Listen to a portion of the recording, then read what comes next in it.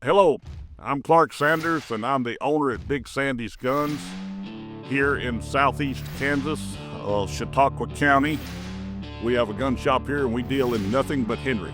Me and the family come from Texas, and then traveled a lot. I kind of grew up in Alabama, and since that time, I've been just about everywhere.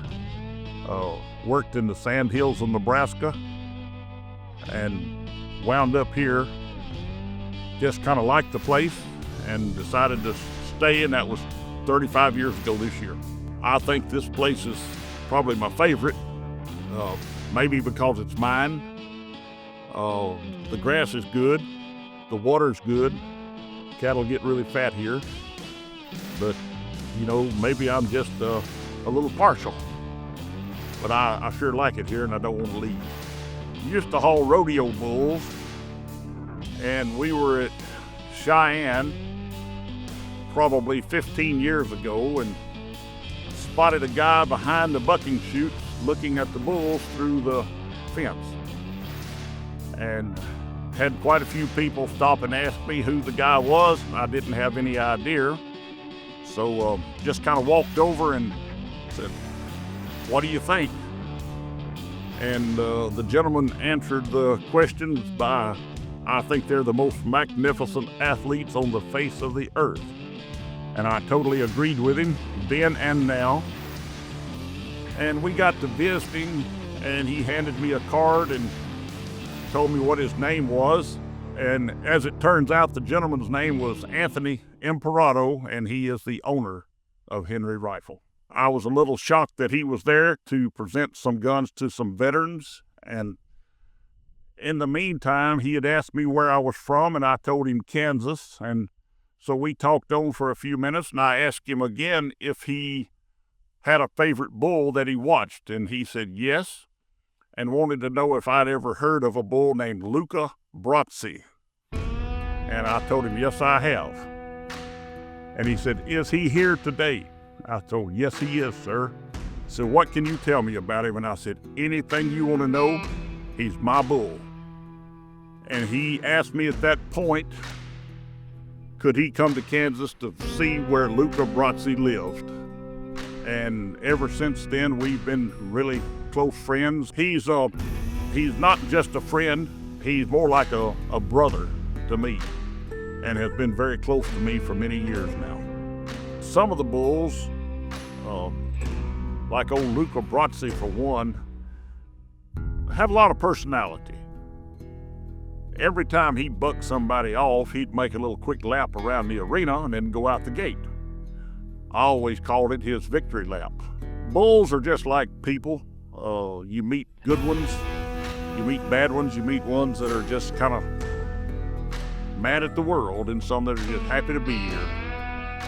I know the first time I left Luca Bratzy standing in the pen when I left with a trailer load of bulls, he ran down the fence bawling because he knew he should have been on the trailer. He lived to rodeo.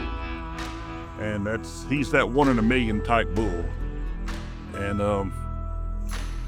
I'm really thankful that I had him and I knew him. He was more than that. He passed away some years ago, and he's missed, I'll promise you. So we got him a little grave and a little headstone right here in the back pasture. So I started a little bit after that.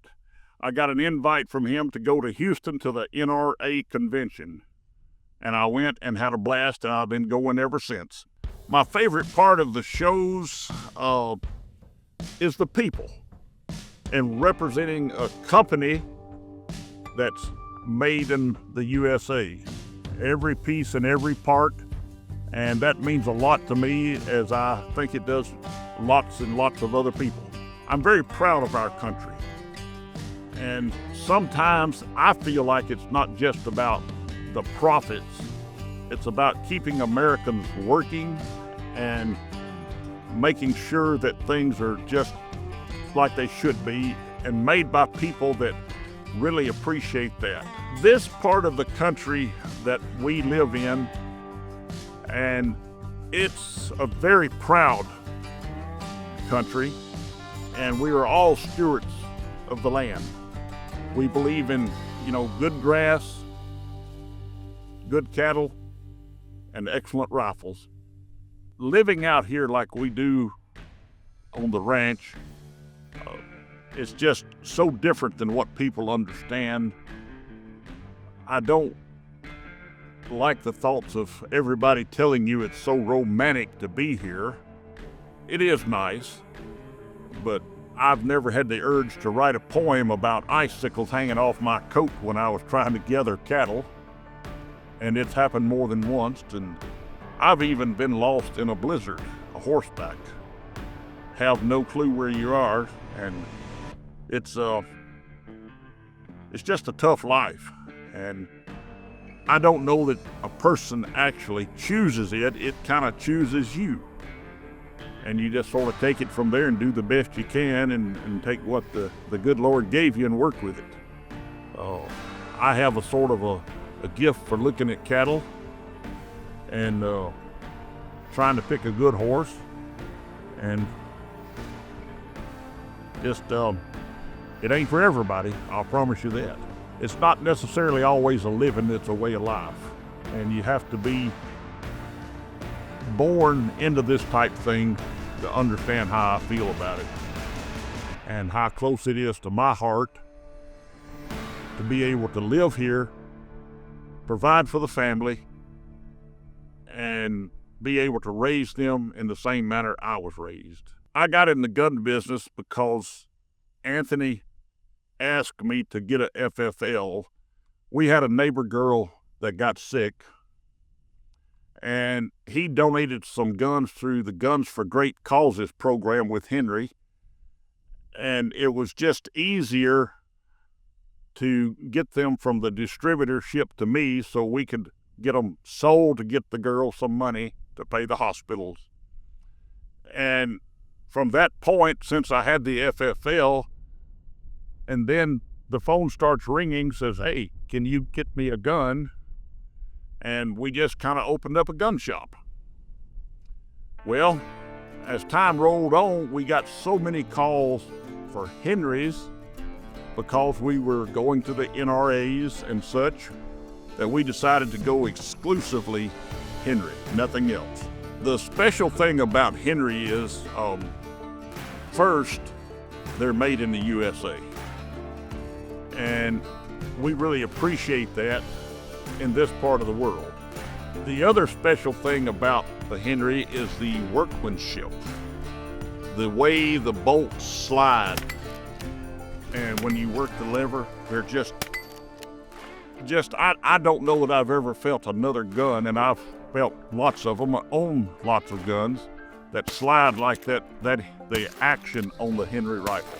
They really bring families together too, because you'll take time to go and set up the targets and visit, and then you start making little jokes about, I can do this with one shot and you can't. And it's just a lot of fun and family time in there. On the ranch, we work with a lot of different Henrys, but mostly the 22 mags and the 357 Magnums. And we use those primarily for predators and just all around whatever there as far as that goes. But the predators are the big items during the calving and season. We are a Henry family for sure. My wife, Amy, she does a lot for us, and my daughter is Martha, and she does a lot of the sales and sales rep for me. And then, of course, we have the new son-in-law, Austin, who is pretty awesome, and he's a cowboy, and he carries a 22 on his saddle every day. The meaning to me as to what we do here is we're feeding America with our beef, and we just try to keep a good, clean type deal going, and the rifles play an important part in that. We don't use them every day, but we carry them every day. And the old cliche, I guess, would be it's better to have a Henry and not need it than to need one and not have it.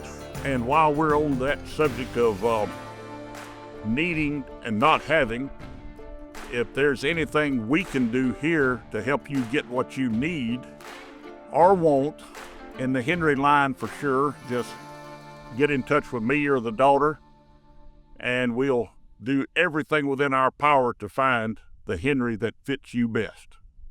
I've been asked what my favorite Henry is, just for personal, and I'm going to have to say it's the H004 AR, which is the American Rodeo version or tribute gun. I helped do some of the designing on the layout of this. The bull carved into the buttstock is a picture from one of my bucking bulls from back in the day.